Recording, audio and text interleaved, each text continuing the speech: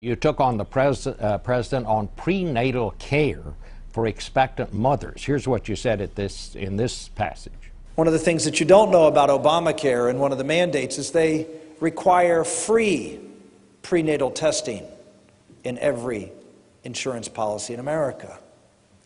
Why? Because it saves money in health care. Why? Because free prenatal testing ends up in more abortions and therefore less care that has to be done, because we cull the ranks of the disabled in our society. Senator, I have to ask you to give some explanation of that. You sound like you're saying that the purpose of prenatal care is to cause people to have abortions, to get more abortions in this country. I think there are any number of testing. I think any number of people would say that's not the purpose at all. Well, that's, Bob, that's simply not true. The bottom line is that a lot of prenatal tests are done to identify deformities in utero, and the customary procedure is to encourage abortions.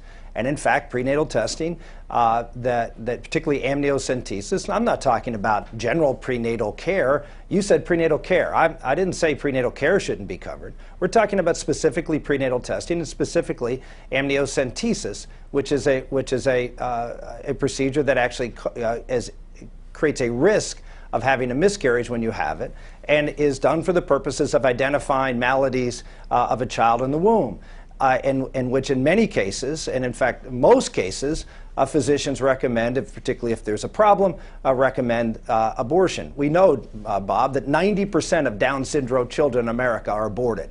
So to suggest where does that come from, I have a child who has trisomy 18. Almost 100% of trisomy 18 children are encouraged to be aborted.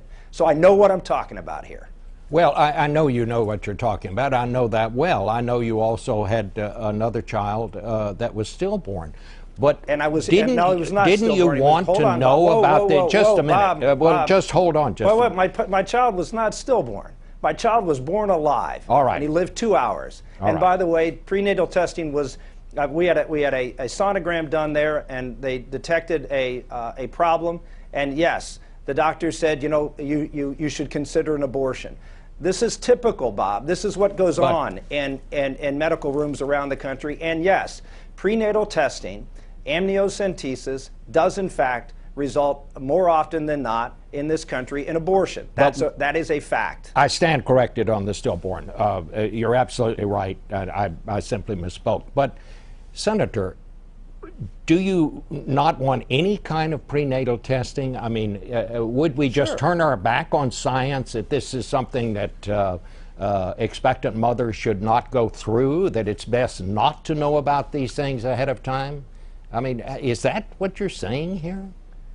No, I'm not saying. Look, people have the right to do it, but to have the government force people to provide it free just has, to me, is a bit loaded. There are all sorts of prenatal testing which should be provided free. I have no problem with that if the insurance companies want to. I'm not for any of these things to be forced. Let me step back and say I don't believe any of these procedures, anything in insurance should be forced. So let me just start from there. Okay. But the idea of having, for example, sonograms and other types of prenatal care, absolutely. If I think that is a wise thing to do, and if I was an employer, I would certainly encourage that. But not all prenatal testing. Amniocentesis basically are used for the purposes of identifying children who are disabled, and in most cases end up as a result with abortions. You're not saying, let me just ask you, that you're not saying that because of this that the president looks down on disabled people, are you? You're not accusing him of that.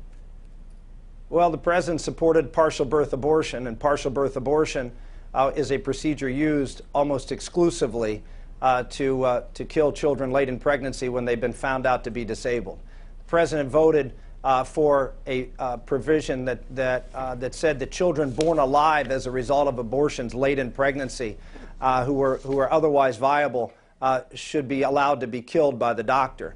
I think the president has a very bad record on the issue of abortion and children who are disabled, who are in the womb, And I think this simply is a continuation of that idea. Well, since you brought all this up yesterday, I just wanted to make sure that everybody had a clear understanding of exactly what you meant. Yep. And how you feel about this.